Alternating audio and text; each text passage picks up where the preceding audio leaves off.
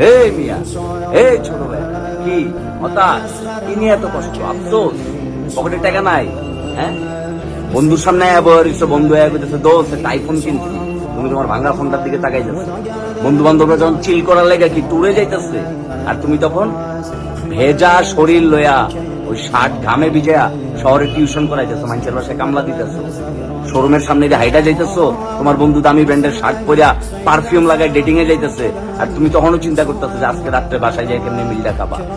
মেসের টাকা এখনো পরিশোধ করো নাই, ভাঙ্গা ফোনটা চালাইতেছো অনেক দিন ধরে, জিন্স প্যান্টটা কালারটা নষ্ট হইতে হইতে একদম কালচে কালার হয়ে গেছে, যে কয়েকদিন পরে এটা দিয়া ফ্লোর মুছতে হইব। কোনো যে মন খারাপের গল্প করি, বিশ্ববিদ্যালয় জীবনে সুমন ভাইয়ের দোকানে বহুত রাত গেছে, একটা কলা আর একটা রুটি খায়া ফলে চুপচাপ করে ঘুমায় গেছে।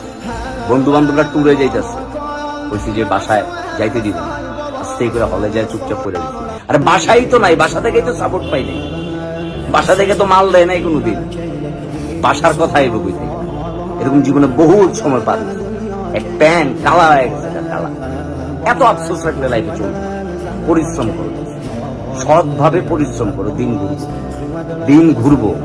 যে শামীম আহমেদ একটা রুটি আর একটা কলা খেয়ে রাত্রে ঘুমাইছে না, ওই শামীম আহমেদের মাধ্যমে আল্লাহ পাক এখন কয়েকটা মানুষের রুটি আর কলার ব্যবস্থা করে। সময় কিন্তু বিদায় গেছে।